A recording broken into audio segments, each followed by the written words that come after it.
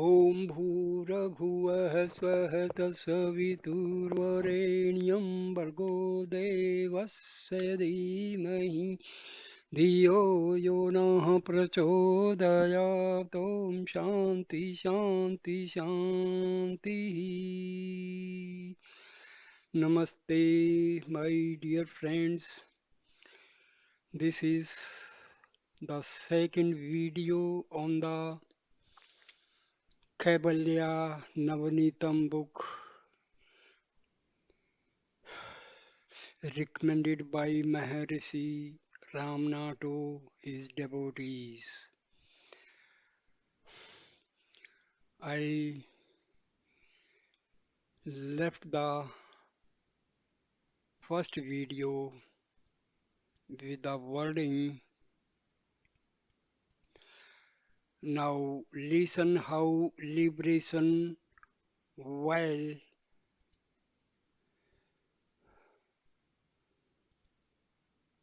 alive.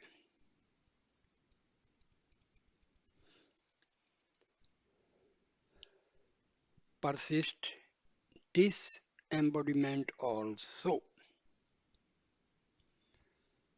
Verse 103. Manifold karma in store, gathered in many births, is altogether burnt away in the fire of jnana, like cotton in a huge conflagration. Further accumulating karma can never approach the jnani. The karma which has brought about the present incarnation is exhausted by experiencing its fruits. Verse number 104. How will the merits and demerits of actions during his experience of prarabdha cease to affect him later on? His detractors share the demerits and his devotees the merits. Verse 105. The causal body of ignorance is reduced to ashes in the fire of rare jnana. The visible gross body becomes a corpse in due course. Then, like a drop of water on red hot iron, the subtle body is dissolved in the self which underlies these three bodies and remains entire all along. Verse 106. As soon as the entity of a pot is broken up, the ether in the pot becomes indistinguishable from the all-pervading ether. So also, when the limitation of the body is gone, the Jivan Mukta reverts to the natural eternal disembodied state of liberation, free from beginning, middle, or end, and in or out. Verse number 107. Just as the ether through all pervading seems to the newly opened in a well which is newly dug, so Brahma, though ever present, yet appears as if realized afresh by enquiry into the self, as taught by a master or the scriptures. Therefore, O son, be at peace. We are always the same limitless beings. Verse number 108. The whole universe is as unreal as water in a mirage, silver in mother of pearl, the city of Gandharvas in the air, the dreamland of dream, the blue of the sky, the serpent in a robe, the offspring of a barren woman, the horn of a hare, or the thief in a thick post. Ocean, pure consciousness is alone real. Do not therefore forget the self at any moment. Thus ends the first section of Kaivalya Navanitam. Section 2. Doubts cleared away. Verse number 1. Master, just as man dig a hole gently, plant a long post in it, fill in earth and ram into fix it firmly, so too I take to clearing away doubts that your mind, which has realized the self as being the supreme consciousness, may remain unshaken. Verse number 2. The disciple, pure minded and self realized, clung to his master from the time of wrong identification of the self with the body to the moment of unmolded, unembodied liberation, like a young monkey clings to its mother. Verse number 3. Finding that the loving disciple keeps to him like his shadow, the master asks him, are you able to stay unshaken as a mere witness? Have all your doubts disappeared, or does the sense of differentiation creep in at times? Tell me your condition. Verse 4. On this the disciple said, Master, dare the phantoms of differentiation which can roam about only in the darkness of ignorance, in the wilderness of worldly life, appear to the inner vision in the broad daylight of wisdom after the sun of your teaching has risen over the summit of your grace. Verse 5. Even after the devil is exorcised, just as the person who was possessed in further protected by a talisman against any return of the trouble, so also through my ignorance has already been dispelled by your touching. Yet, Master, I seek more from you, that I may be firmly fixed in the self. Verse number 6.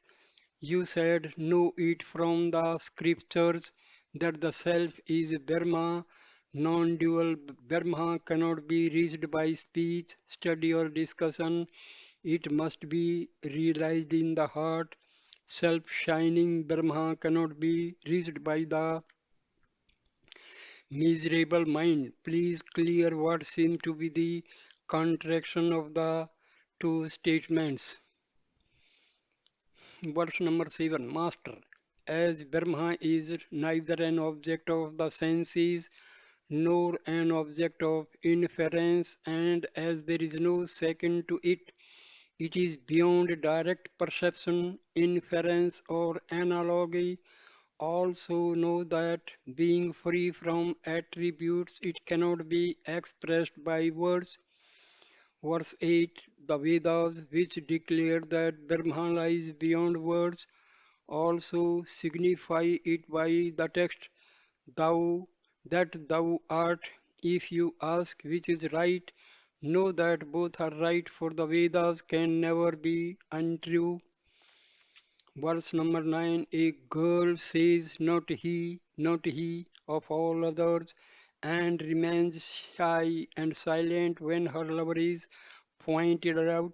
In the same way, the Vedas clearly deny when is when is not Brahma, not this, and indicate Brahma by silence.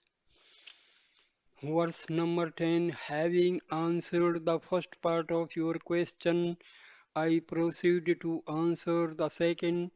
The heart governs the external senses. Its faculties operate internally and externally as intellect and mind. Verse number 11. As your face is seen reflected in a mirror, so the image of pure consciousness is seen in intellect. Along with this, the mind proceeds to function, and this is called knowledge. Verse 12. As molten metal takes the shape of the mold into which it is poured, so the mind assumes the shape of the objects and they are revealed by the reflected light. Without eyesight and light, an object in darkness cannot be discovered. Verse number 13. The aid of a burning lamp and clear eyesight are required to discover an object in darkness, but to see the sun, eyesight alone will do. To see the manifest universe, both modded mind and reflected consciousness are necessary, but to realize the reality, modded mind eager for realization will alone serve.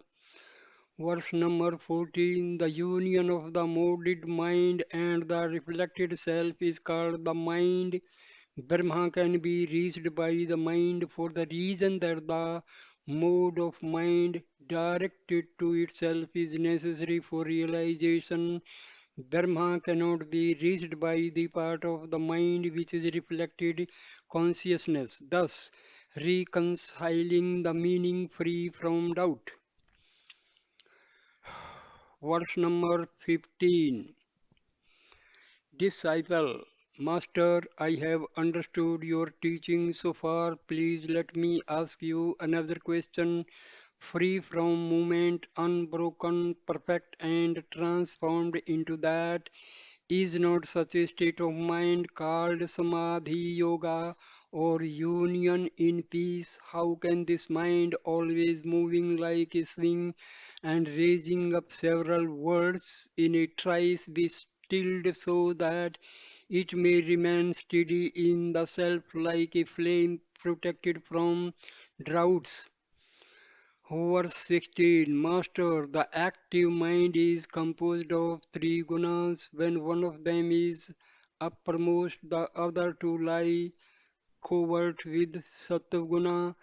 Divine qualities manifest with rajoguna. Tendencies pertaining to the world, the body, and the shastras manifest with tamoguna. The evil nature manifests.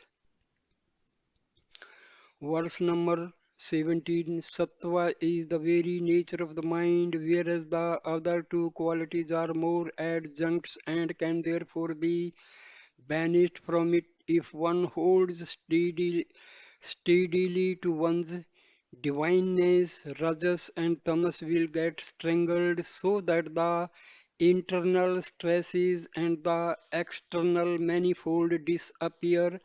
When this happens, your mind shines forth untainted and becomes motionless and subtle like the ether, and then it naturally becomes one with Brahma, which is already so and remains in undifferentiated peace, nirvikalpa samadhi. Verse number 18. When one stainless mirror is placed in front of another similar one, the reflecting surface will be one undistinguishable whole. Similarly, when the mind which is clear has become one with the infinite Satchit Ananda Brahma and remains untainted, how can there be the manifold or moments in the mind? Tell me. Verse 19. Disciple, how then can the wise, liberated while alive, exhaust their prarabdha if their mind has lost itself in Brahma and become one with it? Is it not done only by experiencing its results? Such experience would certainly require the mind. There cannot be any kind of experience in the absence of the mind. If the mind persists, how can it be said to be liberated? I am confused on this point. Be pleased to clear this doubt of mine, for I cannot be liberated unless all my doubts are cleared away. Verse 20. Master, the annihilation of the mind is of two grades, namely of the mind pattern and of the mind itself. The former applies to sages liberated while alive, and later to disembodied embodied sages. elimination of rajas and tamas, leaving sattva alone is the dissolution of the pattern of the mind. When sattva vanishes along with the subtle body, the mind itself is said to have perished too. Verse 21, sattva is pure and form the very nature of the mind. When rajas and tamas, which give the pattern to it, are destroyed by proper practice, the identity of the term mind is lost.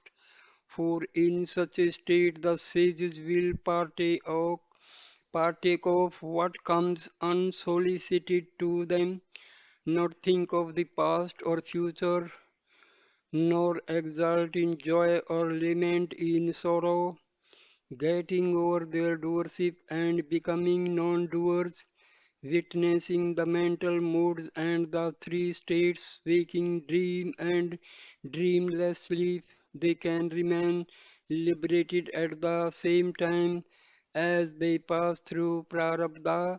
There is no contradiction in it. You need have no doubts on this point. Verse number 22. On hearing that the whole period of activity is also the state of peace, you may object, saying, does not action denote changing mind, and on such change does not peace slip away? The state of the sage is like that of a girl who never ceases to thrill with love for her paramour, even while she attends to her duties at home. Verse number 23, disciple should the sage, liberated while alive, who has transcended the incidents of the body, gross and subtle bodies, lost the sense of doership and the whole individuality, and become one with Brahma, be said to be the experiencer of prarabdha. He must also be the doer. Can there be experience to a perfect non-doer? Master, hear their greatness as perfect doers, perfect enjoyers, and perfect renouncers. Verse 24, as a hill of lodestone neither moves of itself nor puts things in motion, and yet pieces of iron orient themselves towards it. I neither act by itself nor actuate others, and yet the whole world is active before me. Like the sun, I remain an unconcerned witness of all the functions of the body, senses, etc., and also of the state of peace resulting from the merging of the mind in Brahma. One possessed of these, one possessed of this firm experience is the perfect doer. Verse number 25, the perfect enjoyer is he who partakes of anything that comes his way without discriminating whether it be tasty or not, clean or unclean, healthy or unhealthy, like a blazing fire consuming all that lies in its way. He whose mind is crystal clear, unaffected by passing phases, great or small, good or bad, his own or others, is the perfect renouncer. A liberated sage is strictly an exemplar of these three virtues united. Verse 26, disciple, how can it be reckoned that the task of the sage is finished?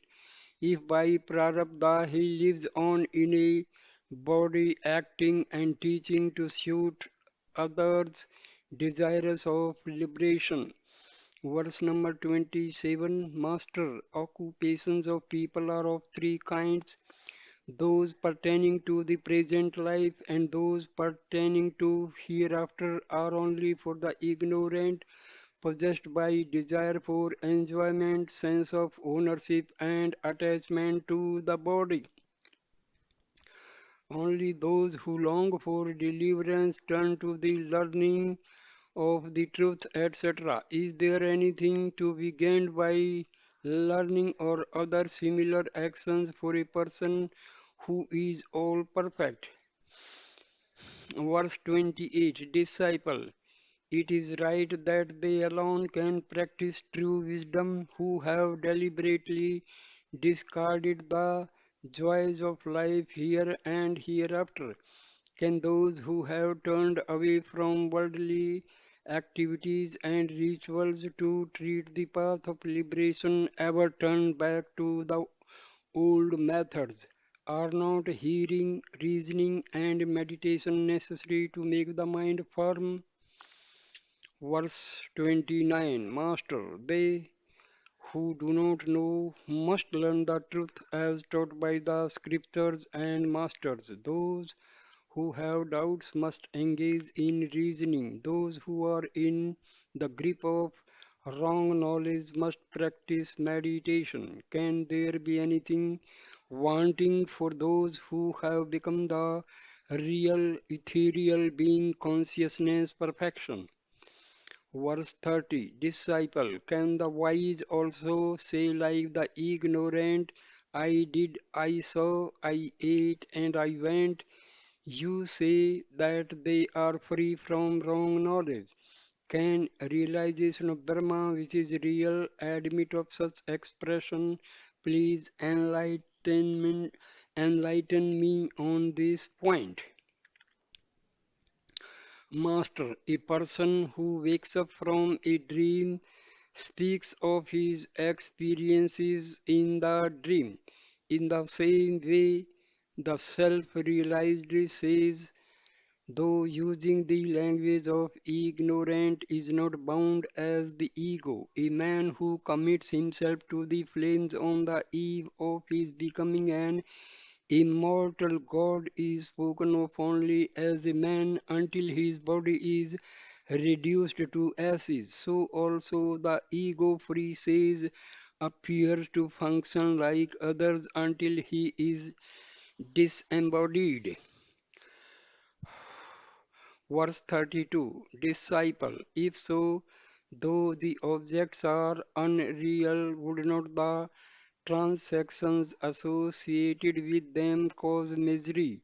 Can they bestow the bliss of knowledge? It can be felt only in their absence. Is it not necessary to be one pointed? And if the person practices it, can he be said to have finished his task? Master, verse number 33, Master, activities and when prarabdha ends, is not practice of samadhi or worldly work an activity of the mind being one with the transcendent self? Can he do anything different from it? Should he be practicing samadhi? He cannot be said to be established in the self.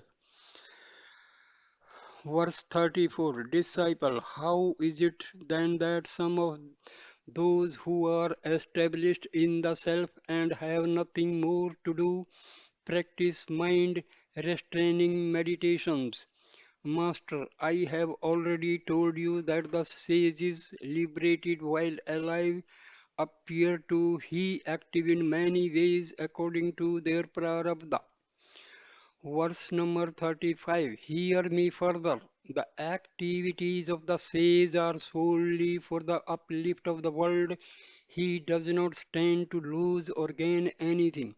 The Almighty, who is only the store of grace for the world, is not affected by the merit or demerit of the creation, etc. Verse 36 Disciple, you speak of a Jnani and Iswara as the same. How can they be so? Master, yes, Iswara and the Jnani are the same because they are free from I and mine. The Jnani is himself Iswara, the totality of the Jivas and also the cosmos. Verse 37 Disciple, Lord, if as you say he is all Jivas, when he is liberated, how can others remain bound? If the Jivas are said to be diverse, he cannot be all. Verse 38 and 39. Master, the self which shine forth as I in all is perfect and impartite, but jivas are as diverse as the limitations found by the ego. Look how the moon, who delights the world, is only one, whereas her reflected images are as many as there are ponds, pools, tanks, streams, cisterns, and pitchers of water. When one of them is destroyed, the image is no longer reflected but is reabsorbed in its source, namely the moon. It cannot be so with the other reflected images in the same manner. The jiva whose limitations are destroyed is withdrawn into its source, the self, but the other jivas are not. Verse 40. Disciple, how can a jnani be the same as Ishvara, who is Brahma, Vishnu, and Shiva, the lords of creation, preservation, and destruction of the universe? They can divine the thoughts of others, know the past, present, and future, and are immanent in all. I do not find even a trace of these qualities in the Jnani. Verse 41. Master, the water in a tank and a powerful light help the whole village, whereas a pot of water and a table lamp help only the family circle in a home. Isvara and the Jnani do not differ in their jnana, however, associated with the limitations of the Maya, they are spoken of as superior and inferior. Verse 42. Like the kings and the siddhas among men, the gods such as Narayana have some extraordinary powers like anima, etc., because of their extraordinary antecedent austerities, although men do not possess these powers and therefore appear less, yet from the standpoint of Brahma there is not the least difference between them. Verse 43. Disciple, although there have been many sages in the world who possessed these extraordinary powers like anima, minuteness, etc., you say these powers are Ishwar's own. Please clarify this. Master, know that the powers are the fruits of their devotion to the glorious Almighty, being their austerities and practices of yoga. Verse 44. Disciple, Master, if these powers and deliverance are together the fruits of tapas, then all the sages should possess both as the ancient sages did. We have known that the ancient sages had these siddhis and were also liberated at the same time. Why do not all jnanis possess such powers as well? Verse 45. Master, of the two types of tapas, ascetic practice, namely tapas for the fulfillment of one's desires and dispassionate tapas, the former bestows the powers, desires, and the later wisdom. Each can yield its allotted fruits only. That is the law. The ancient sages had evidently performed both kinds of tapas.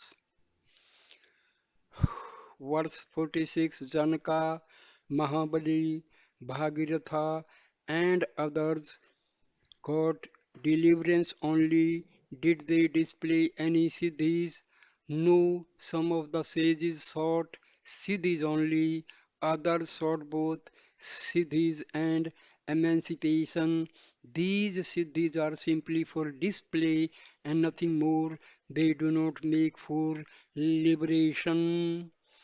Verse 47. Disciple, if emancipation is the sole outcome of the realization of identity of The individual self with the universal self. How then did some of the sages who were liberated here and now exert themselves for the attainment of siddhis? Master, Prarabdha spends itself only after bestowing its fruits to be experienced as pain or pleasure. Therefore, the siddhis gained by emancipated sages must be considered to be the results of prarabdha only.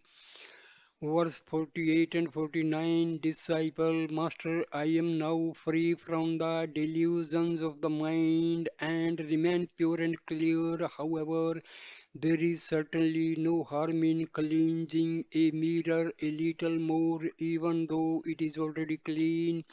Can the scriptures say anything that is not absolutely true? Master, how can I reconcile the two statements? Number one, the karma of any person wears away only after bestowing its fruits. And second, the fire of pure wisdom burns away the karma which is waiting to bear fruits later on. Verse 50, Master, my son, the jivas are unlimited in number, capacity, and kind, and their actions also are similarly unlimited in three sections. The beneficent Vedas prescribe according to the aptitude of seekers with preliminary views succeeded by final conclusions like flowers by fruits. Verse number 51. Is it not true that sinners who must suffer in the hells can yet be saved from them by means of pious gifts, mantras, austerities, yajna, and the like? He who has faith in the saying of the Vedas that the fire of jnana burns away all karma waiting to yield its results attain liberation. Verse 52. Disciple, Master, when true wisdom can root out the karma which has been accumulated in many incarnations and liberate the person, why do even the most brilliant of men not fit by this wisdom but fall into the rut of karma and perish? Please explain. Verse 53. Master, my son, those of interned mind will realize the everlasting that, like absent-minded walkers falling into a ditch, even with their eyes open, those of outgoing mind look for fulfillment of their desires, fall into the contemptible sea of never-ending rebirths and cannot gain liberation. Verse 54. Disciple, are not the good and the bad actions actuated by Isvara? What can the jivas do who are themselves his creatures? How are they to blame? Master, these are words of illusion, worthy of fools, ignorant of the clear meaning of the scriptures. Verse 55. The creations of the Almighty Lord and of the individual Jiva are different. The Almighty's creation is cosmic and consists of all that is mobile and immobile. The unworthy Jiva's creation, which consists of attachments, passions, desires, and the like, pertains to the ego and is certainly not of the Almighty. Verse 56. The creations of the Almighty Lord who functions threefold, creator, preserver, destroyer, may constitute the means for liberation, whereas those of the jivas are the maladies which cause them successive reincarnations. Liability to birth does not end for anyone, even if creation comes to an end. It only ends on the giving up of one's passions and the like. Verse 57. Who has ever gotten free from rebirth at the time of the dissolution of the Lord's creation? No one, despite the persistence of time, space, and bodies. People have been liberated even here by destroying the illusion of individual creation and gaining knowledge. Therefore, bondage and illusion are clearly of the Jiva's own making and not of the Lord's. Verse 58, there is a tree called the Aswatha, and two birds live on it. One of them, who is full of desires, enjoys the fruits, saying, this is sweet, this is sweet.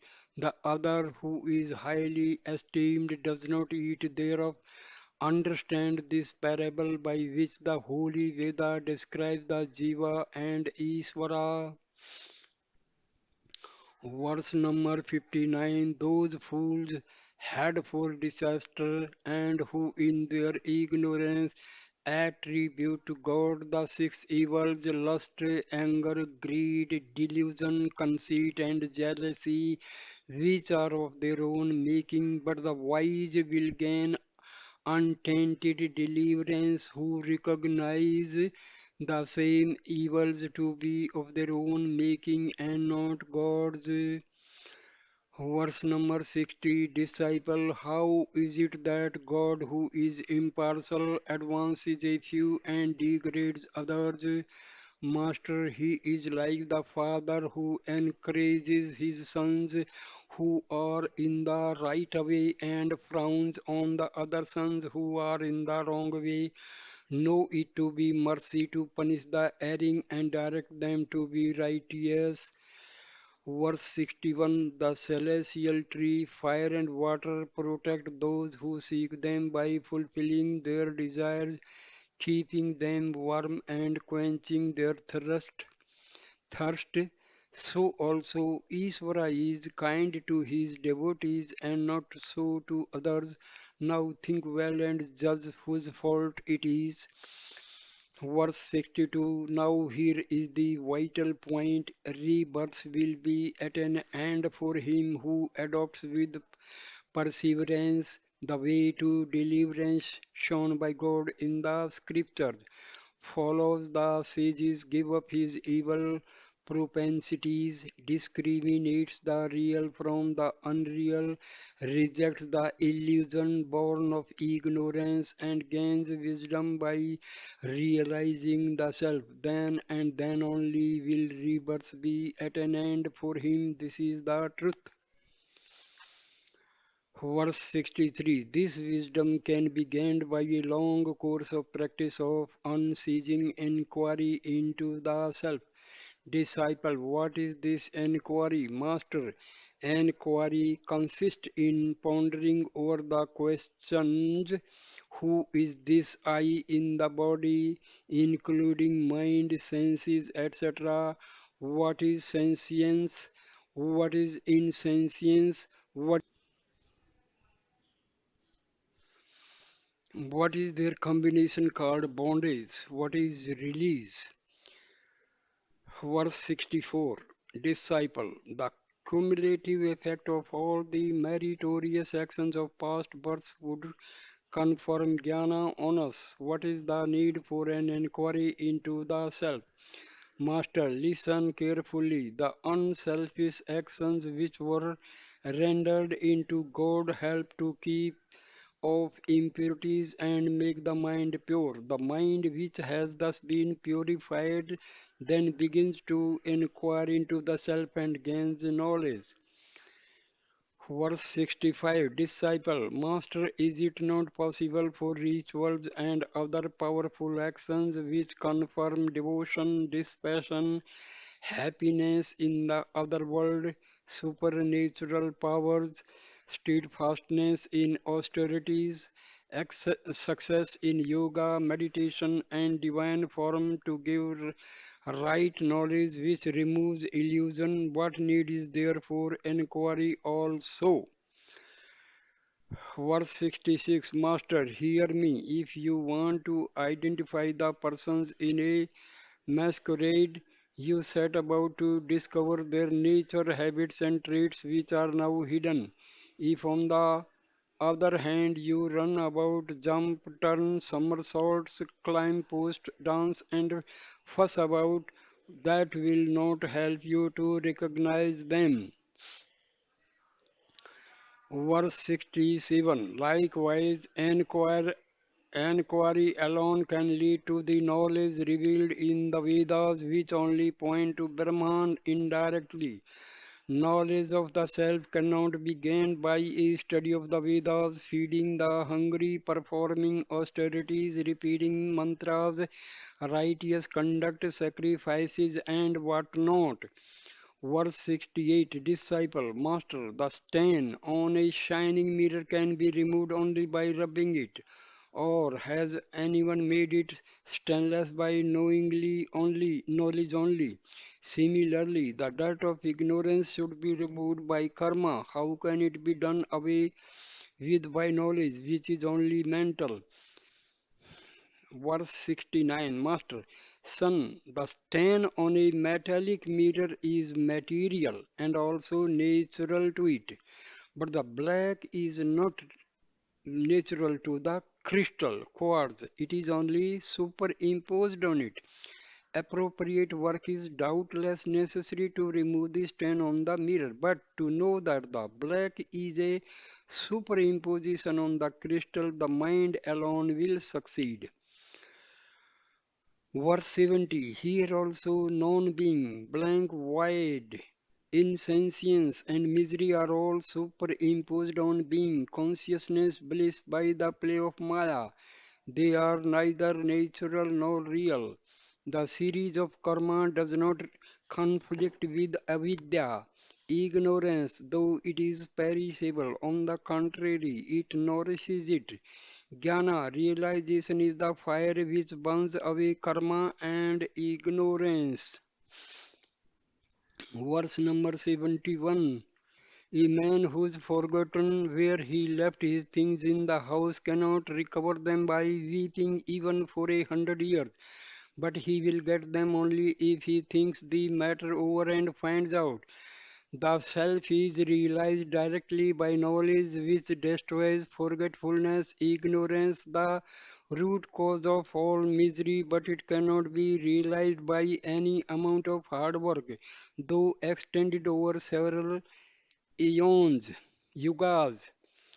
Verse number 72. Disciple, Master, why should the Vedas, we say that Jnana is the sole means of supreme bliss, classify karma in the karma khanda as merit, sin, and a mixture of the two, which makes the doers reincarnate as celestial beings, animals, beasts, birds, trees, insects, and so on, and human mm, beings respectively, and further prescribes special duties for different castes and orders of men as conferring happiness when properly done. Verse 73. Master, like the coaxing of a loving mother concerned with the sickness of her child who has eaten earth, who offers it a tempting sweet in which a medicine is wrapped, the cheering statement of the Vedas. Do your household duties, perform sacrifices, they are all good. Means something different. It is not understood by seekers of pleasures in heaven. Verse 74. Look, it is only natural that pleasure seekers eat what they get and embrace whom they can.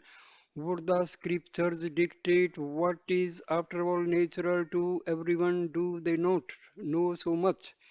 No one need order. Crow be black, fire burn, neem be bitter, you fleet wind blow. Verse 75. When the Vedas enjoin, if you desire fermented drinks and meat, have them by performing sacrifices. If you have sexual impulse, embrace your wife. The person is expected to desist from other ways of satisfying his desires. The Vedas aim at total renunciation only. Disciple, in that case, why should there be these commandments at all? Master, they are only preliminary and not final. Verse 76. Note that the Vedas which advise thus drink the Fermented juice, eat the meat. Later on, say, smell it. Note also the commandment. Desire sexual union for the sake of a child. Not gain the commandments. Give up this also. The sacrifice, marriage, wealth, and other possessions. Note further that complete renunciation is not a slur on a sannyasi or a strict brahmachari. Understand the scheme for a whole. Give up any desire for action and thus you will gain beatitude. Verse 77 Disciple, Master, granting that action simply aid the ignorance which gives rise to the world. If knowledge be inimical to ignorance which brings about this diversity, how can such ignorance coexist with stainless knowledge like the spot in the moon and affect these creations? Verse 78 Master consciousness, which is itself self luminous, has two aspects pure consciousness and second modal consciousness. The former manifests the latter, and they are not therefore exclusive of each other. You have known that pure consciousness is not inimical to ignorance in deep sleep. Modal consciousness burns away ignorance which rests on pure consciousness. Verse 79 Disciple, how can Maya, which expands and contracts like a bellows, remain unaffected by pure consciousness but be burnt away by modal consciousness? Master, see how the sun shines over the whole world and sustains it, yet becomes fire under a lens and burns. So also in Samadhi, modal consciousness can burn away ignorance. Verse 80 Disciple, do not actions include all modals of mind, speech, and body? Is not modal consciousness a function of the inner faculty? Then should we not say that actions, a special mood of mind, destroys ignorance? Why is it marked off with the imposing title of knowledge? Please explain. Verse 81 Master, modal consciousness is truly a mode of mind, but we have seen that the sons of the same mother fight among themselves. Actions pertain to the doer, whereas knowledge born of inquiry does not pertain to the individual but pertain to the thing in itself. Verse 82 The injunctions may be done, may not be done, or may be done differently, but knowledge which is paramount cannot be so. Meditation such as I am Brahma is certainly different from knowledge obtained by inquiry. To formulate one thing as another is forced yoga. Direct knowledge gained by experience cannot alone be true. Do not be deceived by fanciful ideas.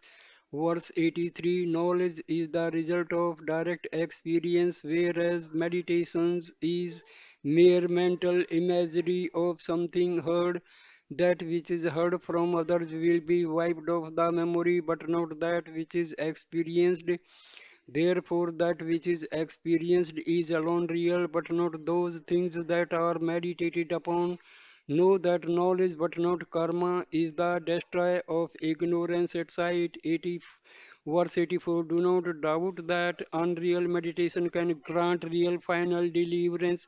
Hear me, during meditation, the image meditated upon by hearsay is not real, but when it materializes and is seen face to face, it becomes real. Verse 85 If you ask how unreal meditation leads to real and everlasting deliverance, each one is reborn in accordance to with the last thought of his previous life. Persons are reborn in the form they meditated upon, but should one meditate upon the self in order to do away with any kind of rebirth, then one becomes the self. This is sure and certain.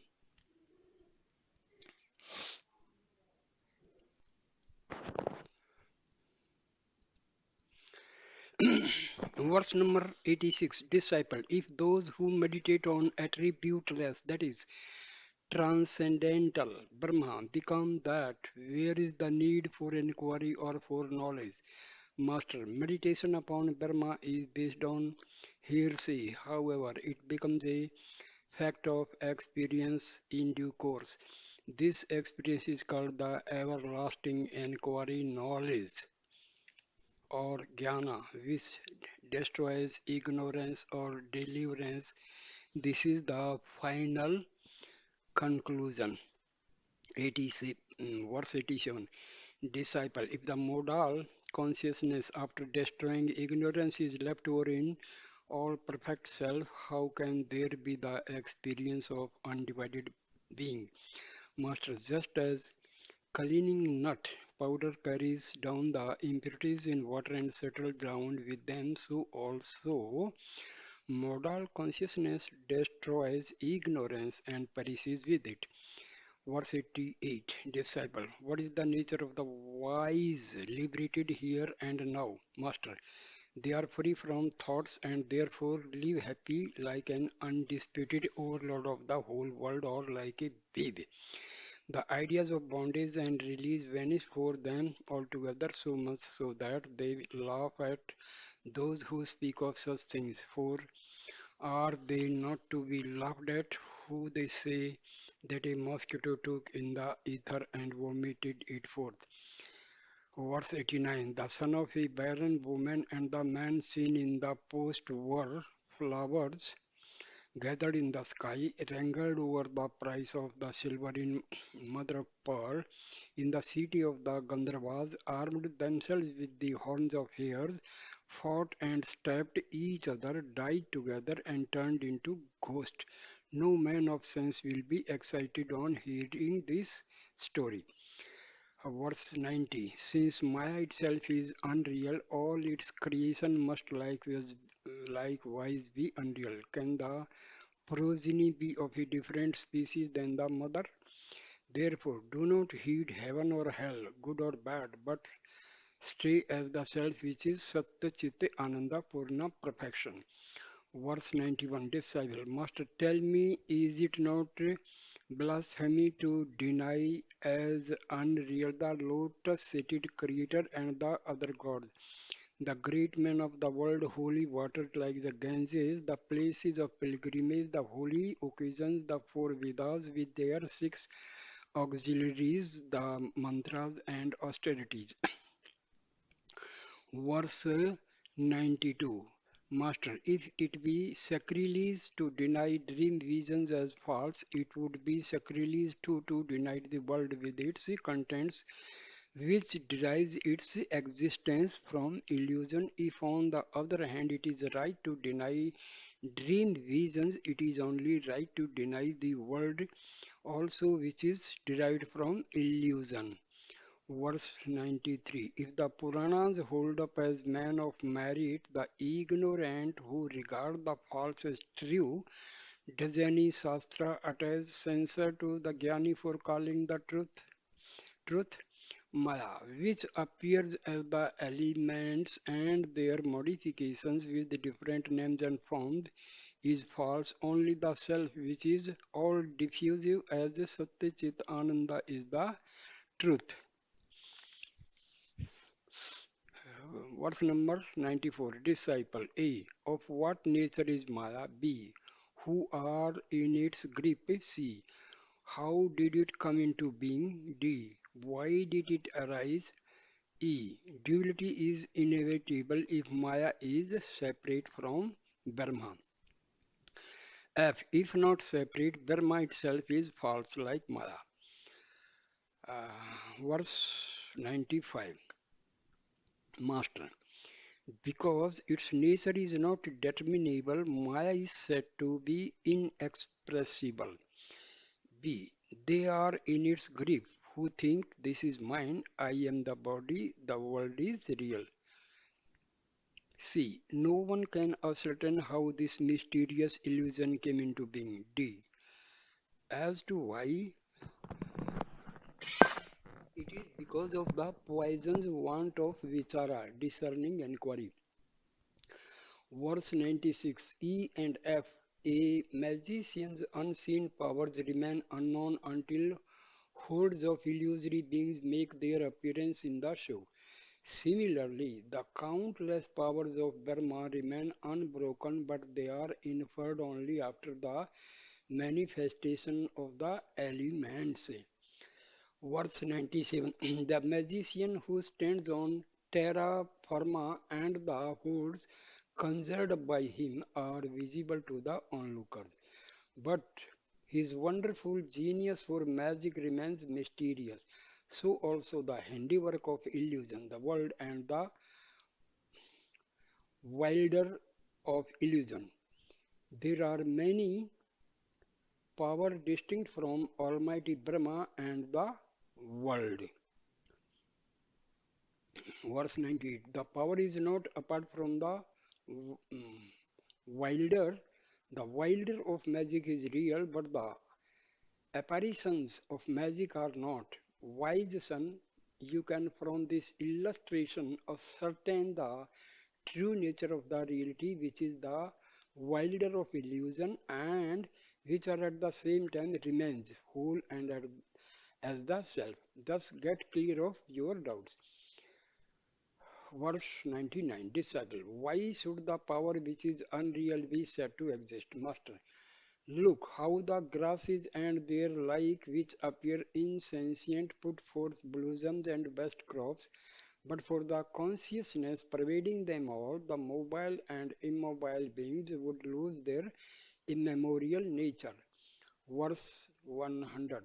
See the wonder of how the embryos in eggs develop into birds of so many hues, but for the governance of an unseen force, all the laws of nature would be blotted out like a kingdom without a king. Fire would burn, water, bitter things taste sweet, even the degraded would recite the Vedas, the immovable mountain ranges would float like clouds in the air, all the oceans would become sandy waste, and there would be no fixity anywhere.